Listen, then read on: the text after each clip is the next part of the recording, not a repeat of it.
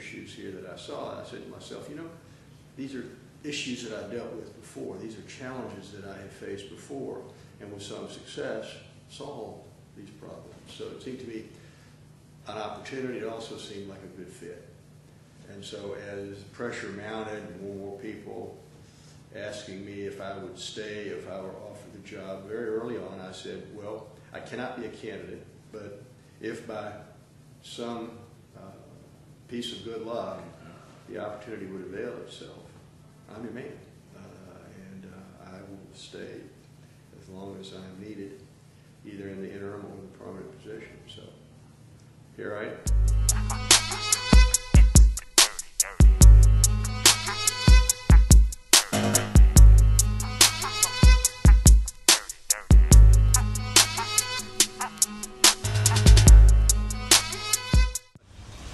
Truck. I call him Steve actually because I bought it from a friend, a guy named Steve out in Colorado. Bought the car, it's a 1990 Toyota, 4-wheel, no air conditioning. I bought it for $2,000.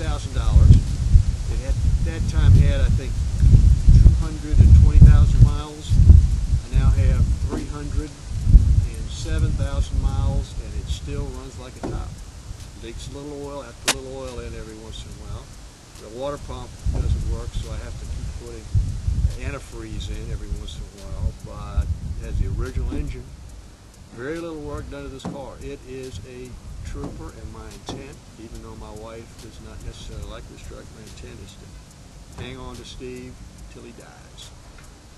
Now, throughout the 10 months that you have been here at Southwestern, whether on an interim basis or on a permanent basis, you have led the way in making new paths for Georgia Southwestern. Two of those pathways that you have made is one dealing with South Georgia Technical College and the other dealing with the transfer agreement program, as far as our TAG program is concerned. Will you talk about, first of all, the relationship with South Georgia Tech, and second of all, talk about the transfer agreement? Sure. First of all, I was here only a couple weeks, and Connie and I had gone to church one Sunday morning at First Methodist Church with Wes Sumner and his wife. Wes was the public relations person, university relations person here when I got here. And I met that Sunday a man named Sparky Reeves. I had heard a little bit about him, and it's one of these things, you meet somebody and you know you're going to like this guy, you know you're going to get along well. And just in that meeting that day after church, I picked up on some of his energy and his excitement. And so he and I, ever since then, have worked very closely together. We don't compete for the same students. We don't compete for the same resources. We're in actually two different systems.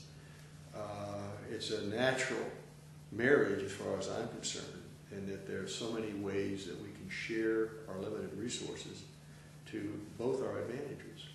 So, you know, we've initiated all kinds of joint projects. I think probably most important is the effort to get this community and the rest of the state to think about America as a college town. It's an unusual situation, a town of this size that has both a major university and a top flight technical college. So together I think we are at the heart of what this community is about in the future. Several other joint projects, the billboards out on I-75, a number of these things that I've been working on with Sparky, but I'm really pleased with the way that relationship is going. I appreciate very much his willingness to work with me. The two-year college initiative is something that has occurred only recently. I have to give Randolph Barksdale, our athletic director, a lot of credit for this.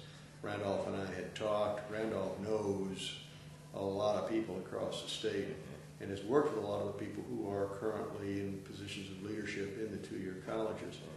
And so he began by setting up some meetings.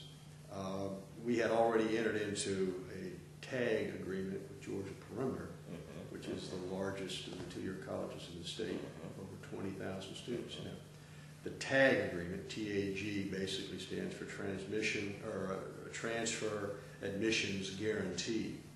So that if you are a student in a two-year college, and we have that agreement with the college, you can early on in your career there sign on with the understanding that you will eventually transfer here, and that gives us an opportunity to work with you while you're in the two-year school and help you make that transfer here, a seamless kind of transfer.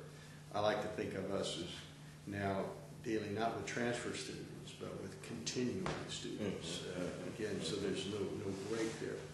Anyhow, Randolph set all this up, and we visited virtually every two-year college in the state. We've got 8 or 9 of them that we are working on a similar TAG agreement with. We've had a couple of them signed already. I'm calling this group our TAG team.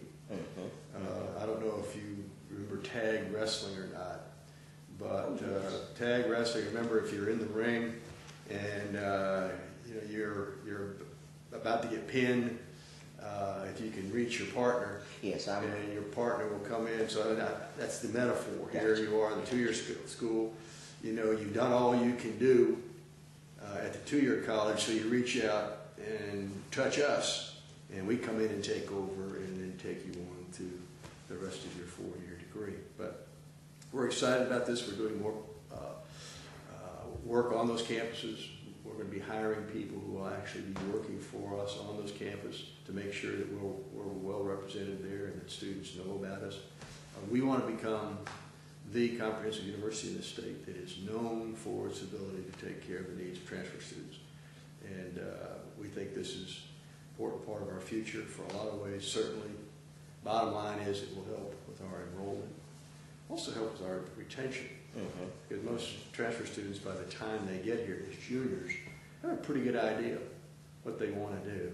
And they're going to stay with you until they finish that degree. So we're excited about it. Office, and this is the place where the administrative assistant sits. She's at lunch right now, but as you can see, the kind of stuff piled around her desk means there's a whole lot going on around here this week. And if you'll come back here, a little work area here and a storage area. That's a little restroom there. Call that the executive washroom. This is my office in here. Still a few pictures away from having this place completely as we would like it. Got a variety of pictures we're going to put up over there, some pictures of the campus. Some other pictures will be behind the wall. But this is where I spend most of my time. And I have my wife and I have a huge collection of books, but I've decided just to have keep a few of them here. I call this kind of my vanity shelf. A lot of these are books that I have written, and I go back. I was looking at this earlier today. Realized I used to be young. I don't know whatever happened. This is a cover of a book that I wrote about the Navajos out in New Mexico, and back in my days when I thought facial hair was cool. But yeah, we keep these kind of things here just to remind ourselves that, you know, there's more to being on a college campus than being a president, that the real essence of what goes on here is what the faculty do, it's what students do. Basically, I'm here to serve the campus, to help people do what they've been hired to do. As I say, people think that I'm in charge, and to a certain extent I am, but a college president probably has more bosses than anybody else in this community. I answer to the board, I answer to the chancellor, I answer to the public, I answer to students, I answer to the faculty, I answer to staff. But it's a good job. I enjoy what I do. I enjoy being part of the campus community. And it's kind of fun in a variety of ways, be surrounded by beautiful campus like this. And again, as I said, being part of this building, being able to enjoy this building.